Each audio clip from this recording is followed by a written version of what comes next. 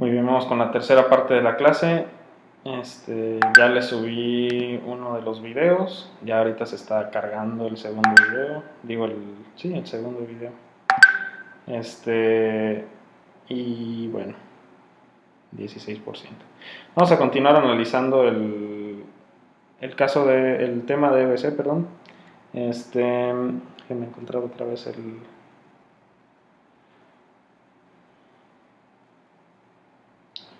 Muy bien.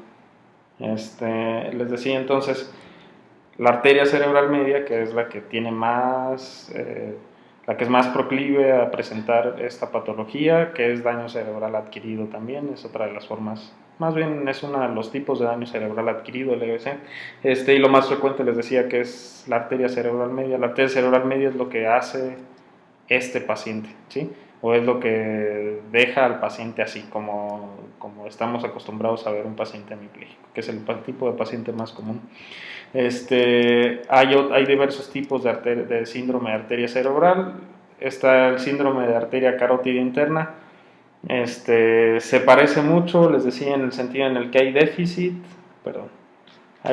motor y sensitivo o sensorial contralateral, lo mismo que ocurre en la arteria cerebral media, porque recuerden que la arteria carótida interna está íntimamente relacionada de manera anatómica con la arteria cerebral, estas dos, la carótida interna y la arteria cerebral media. Solo que esta se añade en otros cuadros como la ceguera monocular de un solo ojo, y la afasia, es decir, la incapacidad de realizar eh, el habla. ¿De qué tipo va a ser? Pues depende de la estructura específica que se añade. Recuerden que está la fascia de Broca, que es la fascia de tipo motor, la fascia motora pura, y la fascia de Wernicke, que es la que tiene que ver ya más con la comprensión del lenguaje. Está el síndrome de la arteria vértebro-basilar o el síndrome de la arteria basilar. Recuerden la ubicación anatómica de la arteria basilar y les mencionaba que está íntimamente relacionada con el tronco cerebral o el tronco encefálico y se encuentra muy cercano, como les decía, a las emergencias de los nervios o de los pares craneales.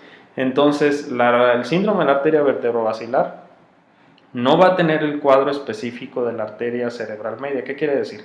Hay pacientes que van a estar teniendo un EBC y que no tienen el cuadro de una arteria cerebral media, es decir, que un paciente tenga un EBC y que pase bien el examen, la prueba rápida esta de FAST, sí puede ser, que puede ser que un paciente esté teniendo un EBC en la arteria vertebrovascular y no tenga problemas motrices, no tenga afección facial, y no haya dificultades en el habla, aunque en este caso específico, dependiendo de la zona, sí puede presentarse también el cuadro motor del habla, la incapacidad de articular palabras. Pero les decía, como paréntesis, sí puede darse el caso de que el paciente dé un FAST negativo, pero sí tenga un EBC. ¿Cómo se comportaría un paciente así? Pues pueden ocurrir casos como un dolor de cabeza muy agudo, exacerbado, muy severo, de origen súbito, es decir, de origen repentino, que de la nada el paciente tuvo un dolor muy muy fuerte de cabeza, pero no tiene ninguno de los otros cuadros motrices ni sensitivos, entonces hay que sospechar de un EBC. Dolores de cabeza, desorientación, pérdidas repentinas de la ecuanimidad o del comportamiento, etcétera, ¿no?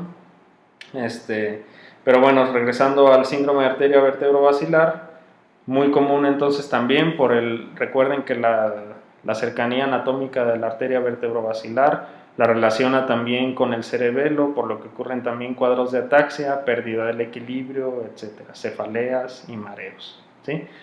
Tenemos también el síndrome de la arteria cerebral anterior, que también, igual que la arteria cerebral media, esta sí va a tener hemiplegia o hemiparesia contralateral. Va a haber alteración del control de los esfínteres, alteraciones conductuales y de la memoria. Recuerden que hay diversos tipos de memoria. Una de las memorias afectadas aquí es la memoria prospectiva. La prospectiva es la memoria de las cosas que están a futuro, que están en planes, que van a ocurrir, que tengo que hacer, etc. Ustedes se acuerdan que tienen que ir a clases los viernes, a clases de fisioterapia y neurología, ¿sí? Y este otro cuadro en el síndrome de arteria cerebral anterior que se llama heminegligencia. ¿Qué es la heminegligencia? Hemi, recuerden que pues, es una mitad, negligencia es cuando una persona no atiende algo, ¿no? Si ustedes son negligentes en las clases es que no atienden a las clases o que no toman en cuenta las clases. Si son negligentes en el trabajo es que no atienden su trabajo, no lo toman en cuenta, y precisamente la heminegligencia es no atender una mitad del, una mitad del, ¿cómo le podemos llamar? Del ambiente, del cuadro ambiental del paciente, ¿sí?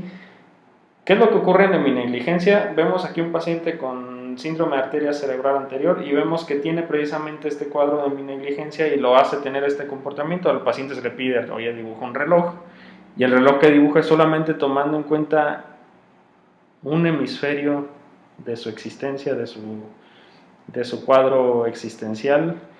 Eso suena muy psicológico, ¿no? Pero me refiero a pues sí, al cuadro de atención, que solamente se enfoca en uno de ellos, y en el otro lado, del lado contralateral, no toma en cuenta absolutamente nada, ¿sí? Otro ejemplo, yo le digo, oye, dibuja una bicicleta, y el paciente dibuja eso, se le pone un dibujo al paciente, y el dibujo del paciente es solamente de la mitad, ¿sí? No toma en cuenta la otra mitad. Son pacientes que si ustedes le ponen un plato de comida se va a comer solamente la mitad, solamente toman en cuenta una de las mitades del plato e ignoran la otra mitad, no son conscientes de que hay otra mitad, otro campo en el espacio, solamente toman una de las mitades. Si le dan un rastrillo y le dicen, oye, rasúrate, solamente se rasura una mitad del rostro. Peínate, solamente se peina la mitad de la cabeza, etcétera. Se podría dar miles de ejemplos, ¿sí? En algunos casos, como el pedirles que dibujen algo, es donde se hace más evidente el cuadro. Está el síndrome de la arteria cerebral posterior. La arteria cerebral posterior irriga lóbulos occipital, temporal, el tálamo y el tronco cerebral superior, por lo que el cuadro es también bastante específico y es un cuadro de pérdida de sensibilidad primariamente. Muy rara o muy extrañamente se presentan pérdidas motrices, aunque puede llegar a haber. Es muy importante también considerar que los cuadros o los síndromes de arterias cerebrales no son exclusivistas y no solamente se encuentran esos signos y síntomas, sino que se pueden encontrar otros signos añadidos y otros síntomas añadidos. Y el estudio por síndromes pues es solamente una guía clínica, pero no es que el paciente siempre se vaya a comportar estrictamente de la forma en la que lo encontramos en la bibliografía, aunque sí es una muy buena guía y sí es la forma en la que principalmente encontramos el cuadro clínico. La agnosia visual, que es que el paciente puede ver pero no sabe lo que está viendo, ¿sí? La hemianopsia es la pérdida de la mitad del campo visual, ¿sí? También presente en el síndrome de arteria cerebral posterior. Ya vimos el síndrome de arteria cerebral media, que les decía yo es el más común, es el típico paciente hemipléjico que nosotros atendemos, ¿sale? Los estados de recuperación motora de Brunstone también son muy importantes y es la forma en la que se comporta. No sé si lo alcanzamos a ver, yo creo que sí. Me parece que sí. Es la forma en la que se comporta la espasticidad. Al inicio no hay activación, es decir, es un miembro flácido en la primera etapa. Ya después, conforme pasan las semanas, ya aparecen patrones espásticos y las etapas de recuperación de Brunstone ya comienzan, ya no son pacientes que están flácidos, sino ahora son pacientes espásticos. Hay un punto en el que la espasticidad puede jugar de forma positiva para el paciente. Por ejemplo, este paciente que ven ustedes acá caminando, ¿dónde estaba? Este paciente que ven ustedes aquí caminando, pues puede caminar y puede realizar cierta movilidad y puede realizar sobre todo el apoyo gracias a que es espástico. Si fuera flácido, si estuviera en las primeras etapas, no podría realizar los apoyos que realiza el paciente en este tipo de marcha patológica, y vemos que va evolucionando hasta la etapa 6, donde ya son pacientes más funcionales, ya son pacientes más coordinados, ya puede realizar movimientos aislados a la perfección, pero estas etapas conllevan mucha rehabilitación, mucha evolución que toma años y que tristemente no todos los pacientes alcanzan a experimentar. Es el paciente hemipléjico típico. Vemos aquí otro de los cuadros muy comunes que el paciente debe contar con una órtesis de tobillo. Una de las reglas es que no haya existido una previa condición o que no se haya,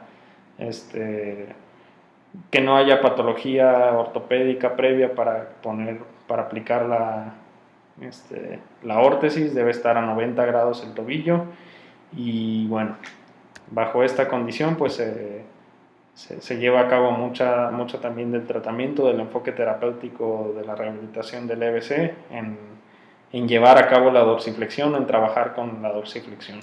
¿Sí? Acerca de la rehabilitación del EBC, no es propiamente el tema porque solamente íbamos a ver patología, pero en esta presentación yo lo puse y se considera mucho en qué etapa se encuentra el paciente. En la etapa aguda o crítica veíamos que específicamente en el EBC pues no hay muchos cambios cuando la movilización se realiza dentro de las primeras 24 horas. Les digo específicamente en el paciente con EBC, hay otros casos en los que sí hay que movilizar de forma temprana, pero acá pues no, hablando específicamente de movilización puramente, pues no hay mucho ventaja, ¿no? Cuando es la etapa postaguda o la etapa subaguda, pues sí es donde ya tenemos nosotros al paciente en nuestras unidades de rehabilitación, en nuestras clínicas, etcétera, ¿no? Y lo óptimo, lo posterior es que llegue el momento en el que el paciente no tenga que estar yendo a la clínica, ya solamente tenga un seguimiento domiciliar y que sepa trabajar y que sea independiente del terapeuta, aunque esta etapa precisamente está en verde porque es lo óptimo del paciente y son cuadros óptimos que no siempre alcanzamos a ver en los pacientes. ¿Sí? El posicionamiento, muy importante, no vamos a andar en esto. Y toda terapéutica se debe basar en la neuroplasticidad, que ya es el tema que nosotros estuvimos analizando. ¿Por qué es importante la neuroplasticidad? Pues precisamente por esto nosotros vemos aquí, no voy a alargar ya mucho más la presentación, pero vemos aquí que la etapa inicial o el daño inicial es tejido que muere, es tejido perdido y se tiene que echar mano de mecanismos neuroplásticos para sustituir la actividad realizada por este tejido que está muerto.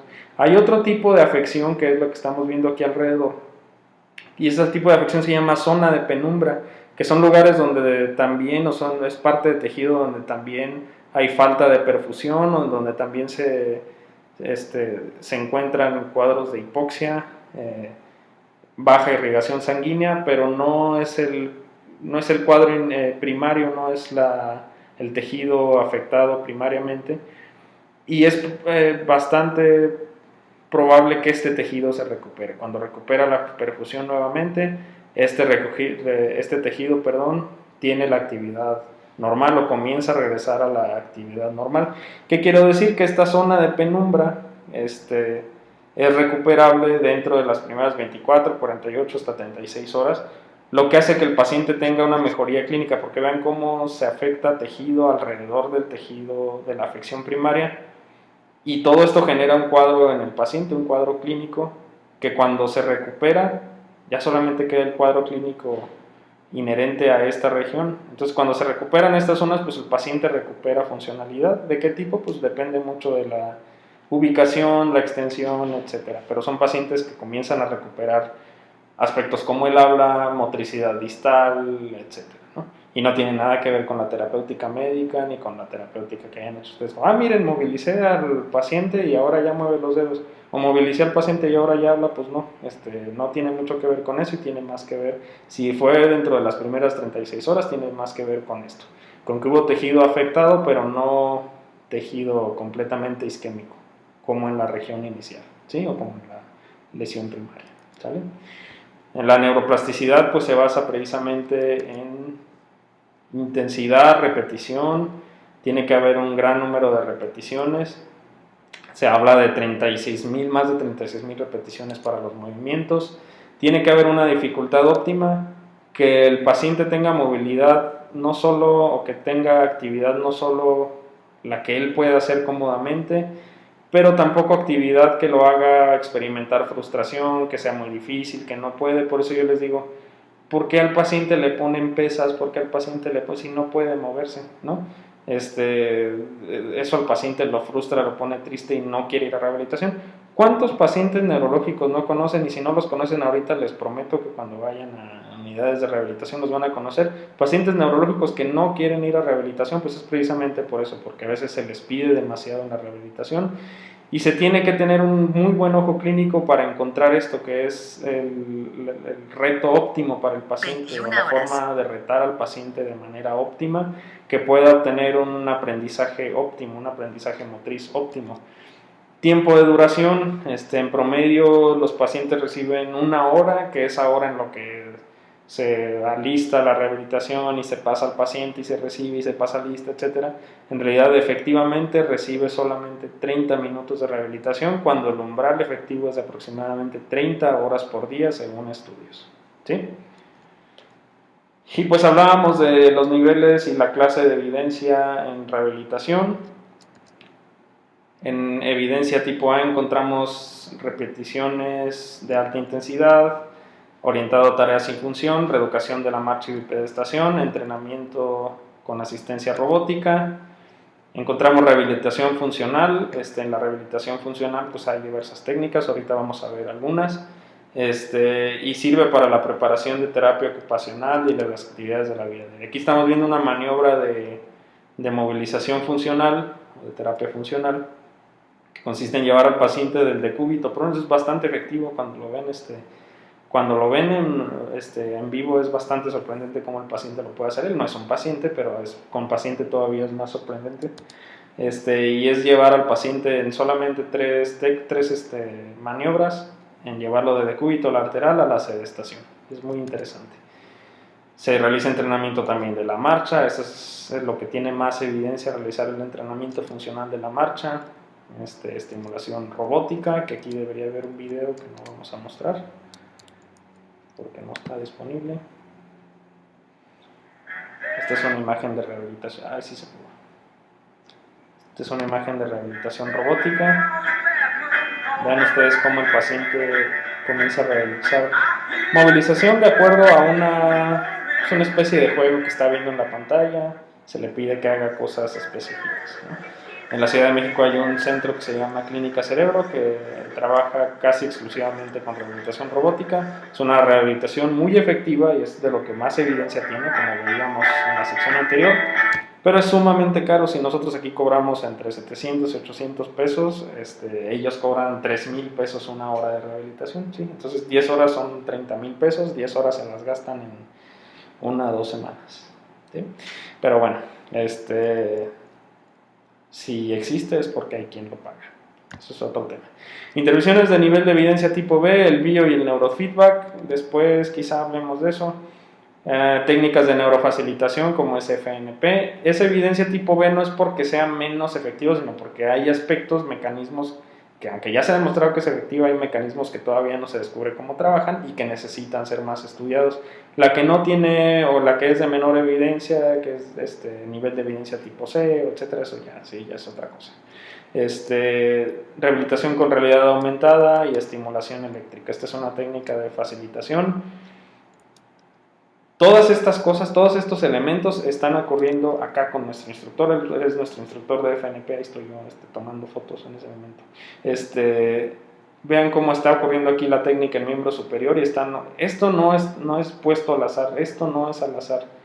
Vean cómo hay contacto visual entre terapeuta-paciente, vean la concentración del terapeuta, vean la postura corporal del terapeuta, vean todo en el paciente cuenta en la realización de FNP.